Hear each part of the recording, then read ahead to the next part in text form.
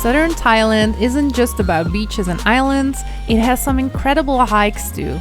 And if you're an outdoor enthusiast like us, you'll love Dragon Crest Mountain. It's one of the best day trips from Krabi and definitely worth adding to your itinerary if you're looking to take a break from the usual beach scene. If you're not much of a sunbather and you're craving something a bit more active, this hike will give you that challenge. We're excited to take you along with us so you know what to expect. Now, let me tell you up front, this hike is no joke.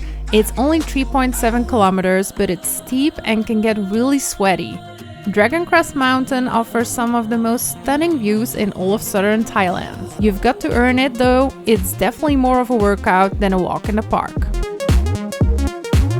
The starting point for the Dragon Crest hike is super easy to get to. We hopped on a scooter and the ride itself was scenic with beautiful views of Krabi's landscape and the coastline. It took us about 30 minutes from Ao Nang Beach and we paid around 250 baht to rent a scooter for the day. If you're not comfortable driving, you could always take a tuk-tuk or join a tour. We've linked some options in the description.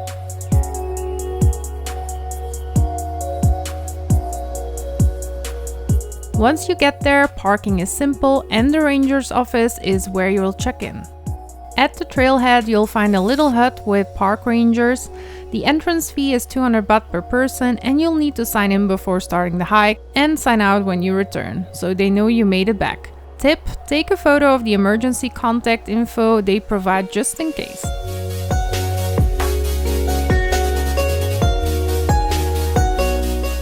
The hike itself is pretty straightforward, but it's not easy. You start at sea level, walking past a flowing stream into the jungle. So we just started. From what I can tell now, it's mostly, as you can see, sand grounds with some rockies. So I'm happy to put on my Salomon hiking shoes because the ground is quite not even. And we also read, and I'm happy about it, it's mostly covered, so there's a lot of shadow, so I don't have to bother yet with sunscreen, but it's also nicer to walk. Feels really fresh. As you can see, really jungle surroundings, a lot of bamboo, and then once in a while these cute little bridges and other stuff, so very cute so far.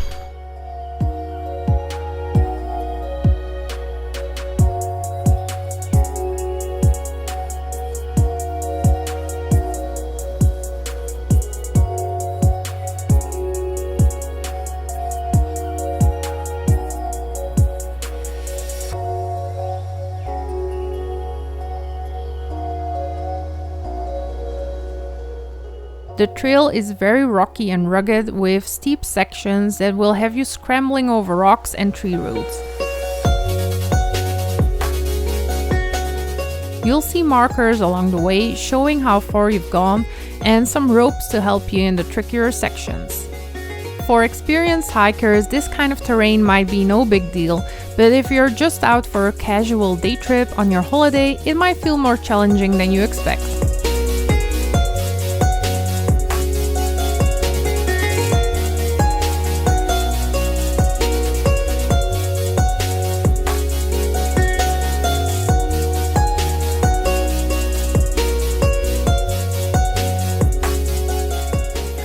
Of the drips. So reality. Where are we going? To the viewpoint of the national park near Krabi. What was it called again? Dragon's Crest? Dragon Crest viewpoint. Seems wonderful, but it's a sweaty, hard way to get there. Yeah, we are already drenched in sweat. And it's not even that hot. We've had much hotter. Oh, there was a drip. We already had much hotter. The highest temperature we had on our trip was in Cambodia. 39-40 degrees. It was right after Siem Reap. We went to Battambang, and indeed there we had in the afternoon, it was just barely scratching the 40-degree mark, which is ridiculous for us. And there we also did a viewpoint which only had 350 steps, but we were soaked because of the heat. Here it's just from the intensity, I would say. I mean, it's a really nice trail. you're completely in the shade the whole time here. Yeah, so we don't it have to feels worry lovely. about sunscreen. So also it's like, of course, a bit better in the shadow than it would be in the sun, but Definitely. still. And it's still rather early, I guess. Yeah. It's like 10 o'clock, 10:30 now. So it must be around 30 degrees. Going to max today, 32, 33 degrees, Yeah. which is actually okay, but yeah, it's just a combination. The heat plus exhaustion, and then we're gonna be And dripping. we're not at our fittest at the moment. Well, We were just saying our last hike was probably in Vietnam in Sapa. So it's been a while. So look at me.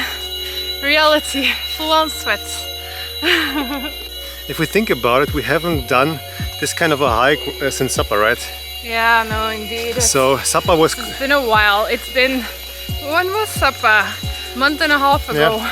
I mean, Sapa was less exhausting. It was more very long.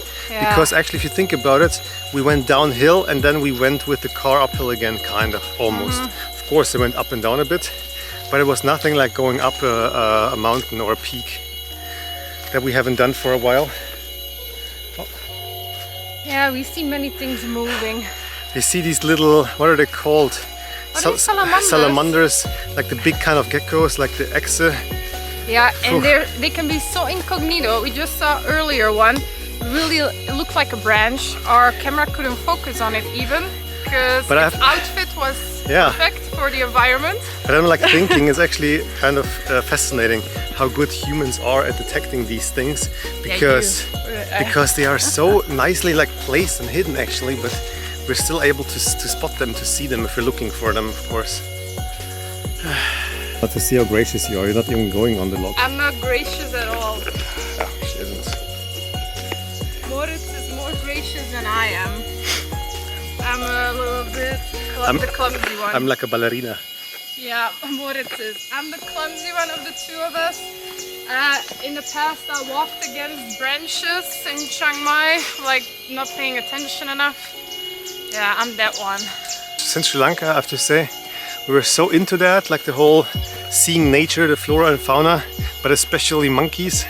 We saw so much in Sri Lanka, actually, if we think about it. We saw so many birds, we saw elephants on the street. We saw, I think, 3 or 4, it was 4 different kinds, species of monkeys,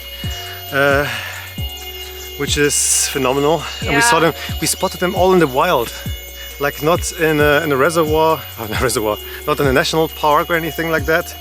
So, and here we've been just spotting a few once and on, like in the temple.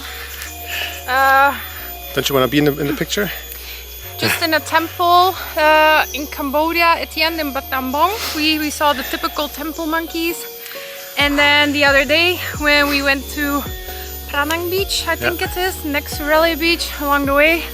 But it's those typical beach. Yeah, it is the ones which just steal the tourists' food.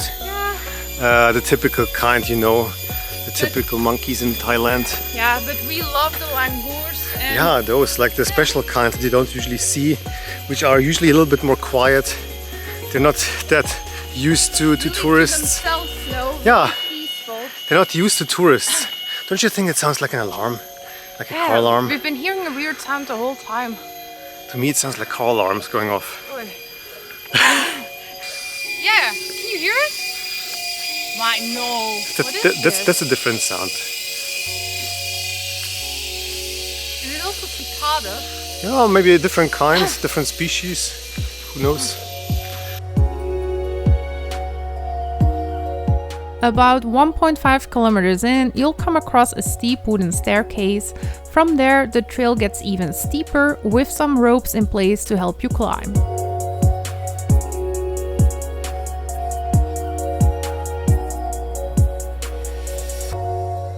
For the first 2.5 kilometers, you'll be in the thick of the forest. Not long after that, the jungle starts to open up and you're treated to incredible views of the islands and the dense rainforest below.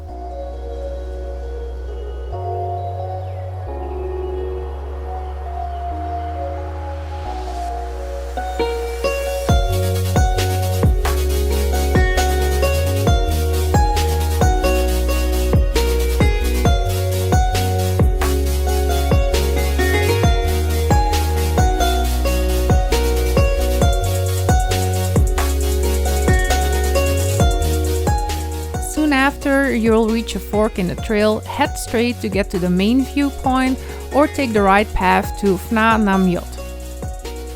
The final 30 minutes to the summit are a bit of a mix, some steep sections, some level areas, but by this point you're almost there. The park is open daily from 8 a.m. to 6 p.m., but there's an important detail to remember. The last entry is at 2 p.m. You'll need to start before that to make sure you have enough time to reach the top and return by 6 p.m. If you arrive after 2 p.m., you won't be allowed onto the trail, as everyone needs to be back before the park closes. It took us just over 4 hours to complete, including time for photos and a good rest at the top. If you're a slower hiker or want to take it easy, plan for at least 5 hours. So because of that, we recommend starting the hike early in the morning, also to avoid the midday heat. Dragon Crest Mountain isn't a technical hike, but it is physically demanding. The path is well marked, but it's steep and rugged, so you'll need decent fitness. We saw people of all ages on the trail, so as long as you take your time, it's totally doable. Lastly, make sure to come prepared. You'll need plenty of water, at least 2 liters, since you'll sweat a lot. Wear good shoes, not flip-flops, because the trail is rocky and uneven, and light breathable clothing is a must. Sunscreen is a good idea too, especially from when you reach the summit. When you reach the large open plateau, you've officially made it to the Khao Ngon Nak viewpoint. The views from here are absolutely breathtaking. We walked out to a massive granite boulder that overlooks Krabi Valley to the south.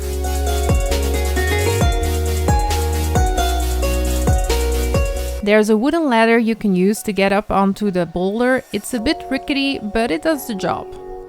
From the top, you're rewarded with a 360-degree view of the Krabi coastline, the distant islands, and the lush green limestone peaks rising from the valley below. The panoramic view is nothing short of spectacular. Honestly, the climb is totally worth it for this moment alone. There are a few different spots to stop and take in the scenery, but one thing to note, climbing out onto the iconic rock that you'll see in a lot of pictures online is actually prohibited now. The area is fenced off with barbed wire, and the park rangers strongly advise against trying to go beyond the barrier. It's just too risky. After spending about an hour soaking in the views at the top, we started the journey back down. You'll take the exact same trail on the way down, but the descent is much faster. Most of your energy and time will go into getting up to the summit, so you'll make up quite a bit of time coming down. At the checkpoint, they recommend allowing about 2 hours to hike up and another 2 to hike down. But based on our experience, we suggest planning for 2 or more hours to get up and around 1 to 1.5 hours to come back down. We kept a steady pace on the way up, with stops to enjoy the views along the way. Once we reached the summit, we took a well-deserved break, sitting on one of the large boulders overlooking that stunning Krabi view. We didn't rush, we wanted to take it all in before making our way back down. So that's it for our hike to Dragon Crest Mountain from Krabi. This was an incredible day trip and we can highly recommend it if you're feeling like hiking. Thank you so much for watching and see you next time.